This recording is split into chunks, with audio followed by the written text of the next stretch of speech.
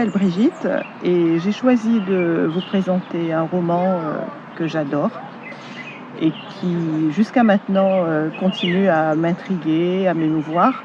Alors, c'est celui de Romain Gary, La vie devant soi, que vous voyez dans une édition de Biblio-Lycée. Mais j'ai gardé une très vieille édition, cette fois-ci avec le pseudonyme de Émile Ajar, hein. C'est en fait Romain Gary, hein, puisqu'il avait choisi un pseudonyme à une époque.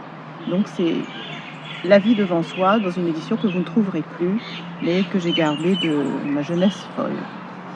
Voilà.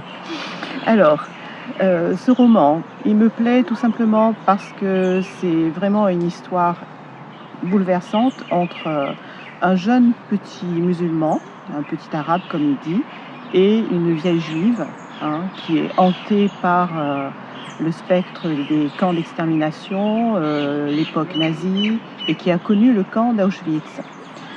Alors, ça se passe à Belleville, hein, le quartier du 18e à Paris. Et Belleville, c'est vraiment un quartier peuplé de Noirs, comme il dit lui-même, le petit Mohamed, le héros de La vie devant soi, d'immigrés, d'exclus de la société. Hein, et tout ce petit peuple, en fait, se trouve très solidaire et montre des qualités qui ne sont pas connues des autres, hein, puisque ils sont un peu bannis de la société, marginalisés. Et on se rend compte que tous ces exclus, en fait, ont une forme d'humanité qui leur est propre et qui est absolument émouvante.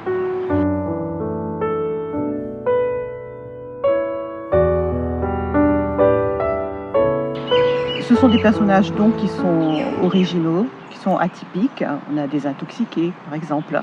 On a un travesti. Hein, et on a aussi Madame Rosa, donc, qui est le personnage principal. Madame Rosa, qui est une vieille juive qui garde les enfants des prostituées, par exemple. Donc on pourrait voir ça d'un regard pas très bienveillant, mais on se rend compte que justement ça donne au roman une certaine profondeur parce qu'il y a un humour noir qui se dégage et le petit Momo qui est parmi ces enfants de prostituées se dit lui avec beaucoup d'humour, se dit lui privilégié parce que lui il pense qu'il a été adopté. Et en fait son père a donné de l'argent, mais il ne le sait pas, a donné de l'argent à Madame Rosa pour qu'elle le garde.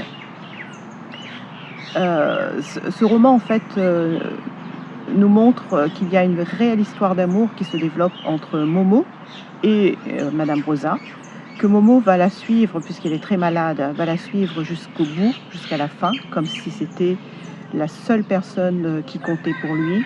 Et il enrage contre la vie, justement, qui n'a pas privilégié cette dame qu'il adore.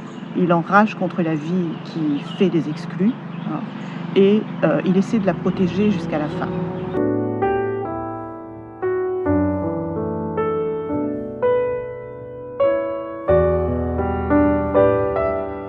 C'est un roman qui évoque aussi bien des questions telles que la différence entre les classes sociales, la différence entre les origines.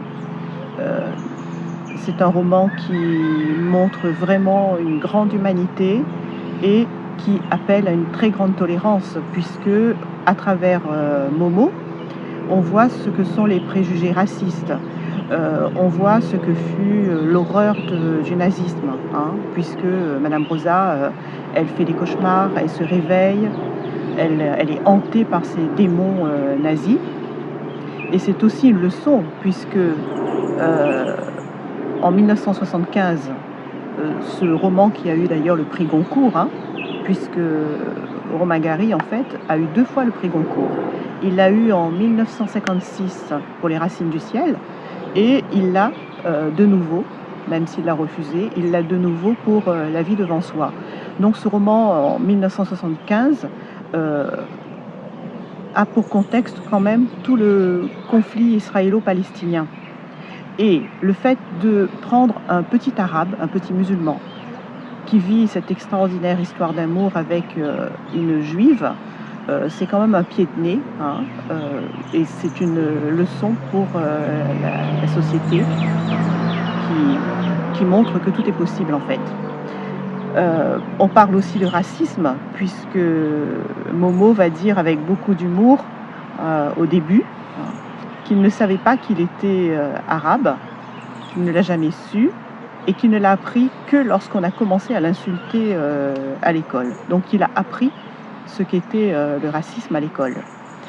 Et sinon, ce roman, il plaît énormément parce que il a une écriture qui est vraiment très particulière, atypique, qui est faite autant de termes très familiers qui peuvent être grossiers parfois, choquants, mais en même temps, il y a une création au niveau des expressions chez Romain Gary qui relève d'une pure poésie. Et je pense que c'est une écriture qui par son originalité, vraiment capte le lecteur.